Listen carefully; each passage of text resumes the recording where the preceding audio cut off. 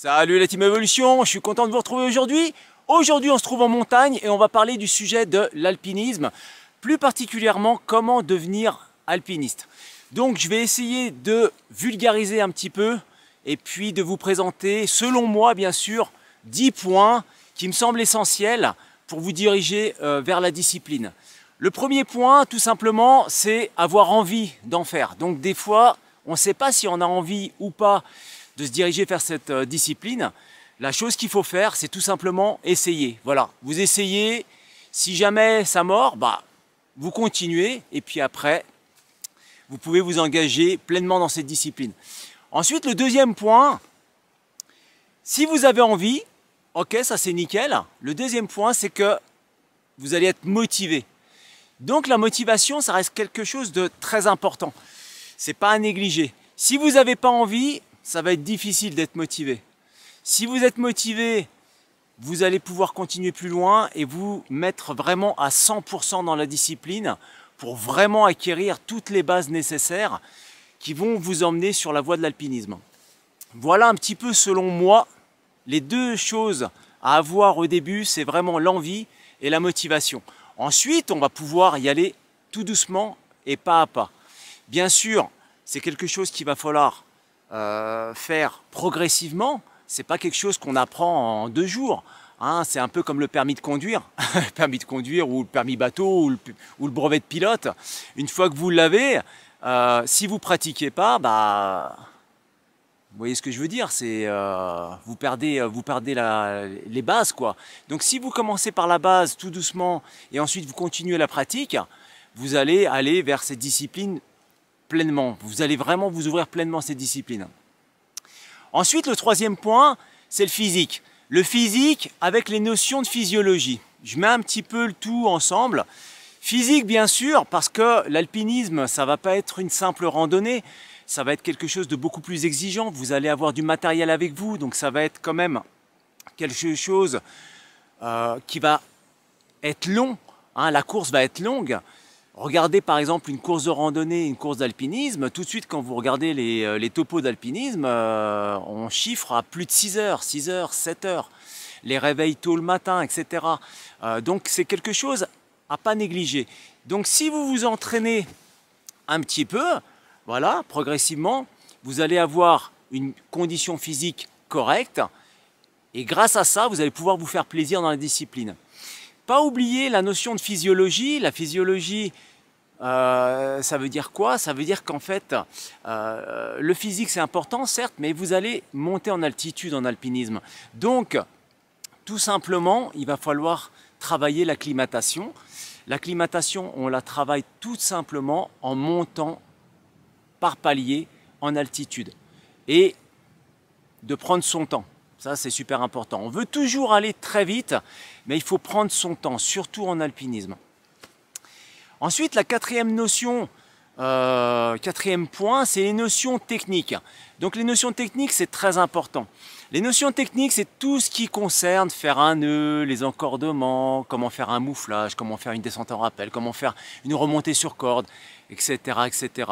Comment appréhender une arête sur rocher, comment marcher sur la neige, la glace, comment on utilise le piolet, etc., etc. Vous voyez, c'est quand même très très vaste. Rappelez-vous, je suis en train de vulgariser, je ne rentre pas trop dans les détails, mais selon moi, les points qui sont importants, voilà, je suis en train de vous les citer. Donc la notion technique, donc là, bien sûr, il faudra vous former, c'est l'apprentissage. On est en apprentissage pratiquement toute notre vie pour l'alpinisme. Pourquoi? Parce qu'en fait, ça évolue. Regardez les conditions climatiques. Regardez cet été qu'on a passé. C'était complètement catastrophique. On n'avait plus de permafrost, il y avait tout qui se cassait la figure. Donc, il va falloir évoluer en même temps que les conditions climatiques et en même temps que le matériel aussi. Hein, il va falloir acquérir beaucoup de connaissances de façon continue. Donc, les notions techniques comme l'Alpi 1, l'Alpi 2, ces formations-là, je vous conseille de vous former. Pour votre formation, c'est très simple, vous pouvez vous diriger vers les professionnels de la montagne ou alors sur les nombreuses associations de montagne qui sont dans votre région. Même en région parisienne, vous avez des associations de montagne, n'hésitez pas à les contacter, dans les grosses villes aussi. Ensuite, Le cinquième point, c'est la notion en fait de terrain. Donc on va parler de géologie. C'est pas la même chose lorsque vous allez aller sur un terrain calcaire ou sur un terrain granitique. Hein, la dureté du terrain. C'est pareil aussi si c'est sur des conditions estivales ou des conditions hivernales. Donc ça, en fait, c'est pas la peine de prendre des cours entre guillemets, mais ne serait-ce que de feuilleter un bouquin un petit peu pour savoir où c'est que vous mettez les pieds dans le massif X ou Y, savoir un petit peu quelle est la composition géologique en fait du lieu, ça peut vous apporter des bonnes données pour vos futures courses. Vous voyez ce que je veux dire? L'alpiniste, en fait, il est un petit peu décathlonien. Hein, il doit savoir un petit peu tout faire. Hein, et puis appréhender un petit peu tous les types de terrains. Bien sûr, à notre niveau. Hein, faire de l'alpinisme, ça ne veut pas dire tout de suite faire des choses difficiles. Ça, on va y aller pas à pas. La sixième notion, c'est la notion de météorologie. Voilà, sixième point. Selon moi, c'est toujours agréable, c'est toujours sympa d'avoir une petite connaissance en météorologie. Pourquoi? Parce que ça vous évitera tout simplement déjà savoir lire un bulletin météo. Ça vous évitera d'avoir des mauvaises surprises le jour J de votre course et de prévoir qu'est-ce qui va se passer. Voilà. Après, c'est une analyse. Des fois, je suis d'accord avec vous, les bulletins météo annoncent quelque chose et puis après, des fois, ça change.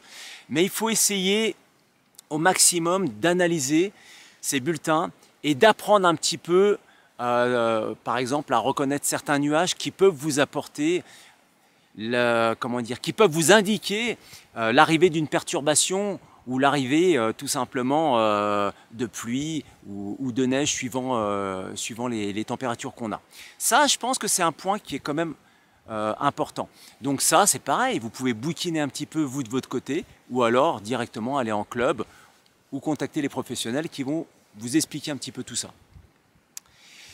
Le septième point, c'est un point super important. Regardez derrière moi, il y a de la neige.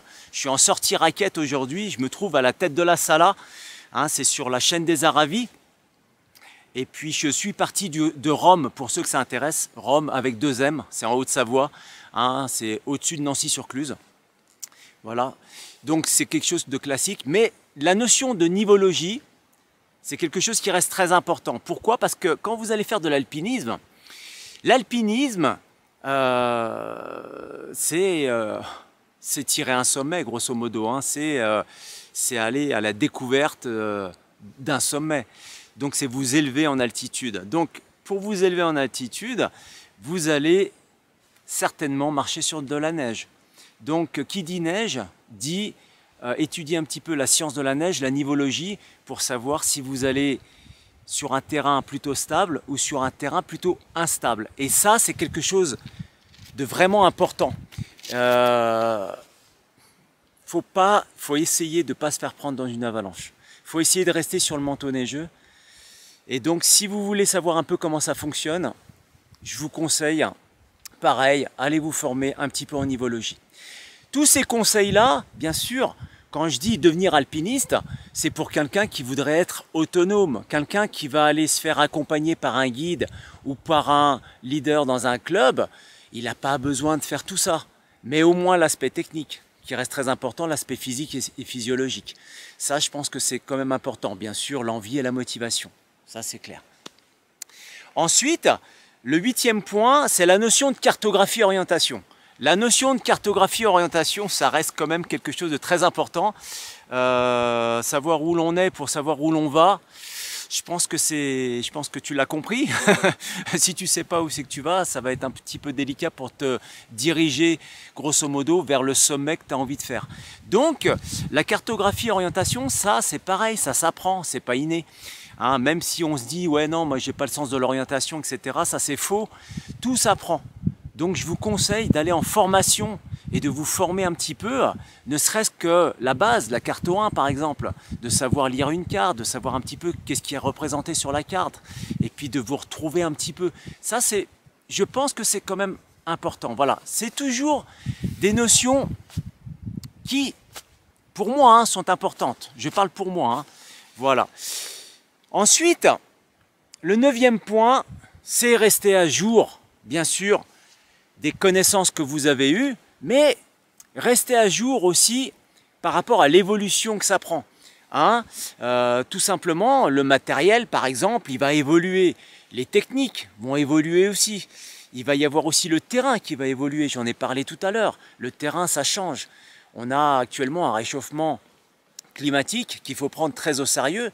Donc les courses qu'on faisait avant ne sont pas les mêmes qu'on fait maintenant.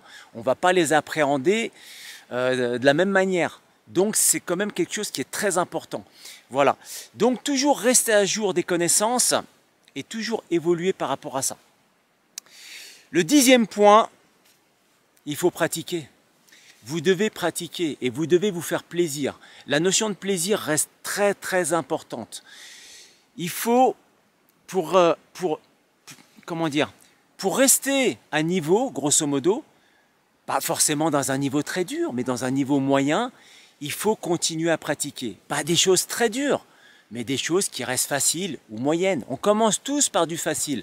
Ensuite, au fur et à mesure, on prend un petit peu de bouteille, on prend un petit peu d'expérience, et puis le physique, ça va avec aussi. On monte un petit peu en gamme, on prend de la connaissance, on en prend de plus en plus, et puis tout doucement, on peut faire quelque chose d'un peu plus difficile, jusqu'à peut-être un certain niveau où on va bloquer et on va dire bon bah je vais m'arrêter à ce niveau-là, et puis je continue à me faire plaisir. Voilà. Faut savoir que on est alpiniste lorsqu'on continue l'activité alpinisme, pardon. Si vous vous arrêtez, c'est un petit peu comme, je sais pas moi, c'est un peu comme si vous disiez, ouais, je suis marin par exemple. Si vous êtes marin et vous sortez tous les jours en bateau ou une fois par semaine, voire une fois par mois en bateau, ok, vous êtes toujours marin, il n'y a pas de problème. L'alpinisme, et la notion d'alpiniste, c'est exactement la même chose. Si vous arrêtez l'activité et vous reprenez 5 ans après, ces 5 années, vous n'êtes plus alpiniste. Hein. Donc il va falloir reprendre un petit peu les formations, le chemin de la formation, mais gentiment quoi, et vous remettre un petit peu tout ça en tête, et après continuer à vous faire plaisir. Voilà, écoutez, je vous ai fait une vidéo assez courte, j'ai vulgarisé un petit peu tout ça pour que ça soit compris. Je ne suis pas trop rentré dans les détails, bien sûr. Vous comprenez bien que tous les points, c'est carrément des cours. Donc il faut les appréhender pas à pas. Ce n'est pas la peine de monter les escaliers 4 marches et 4 marches à la fois. Ce n'est pas la peine. Il faut mieux prendre une marche à la fois. Ça, je pense que tu l'as compris.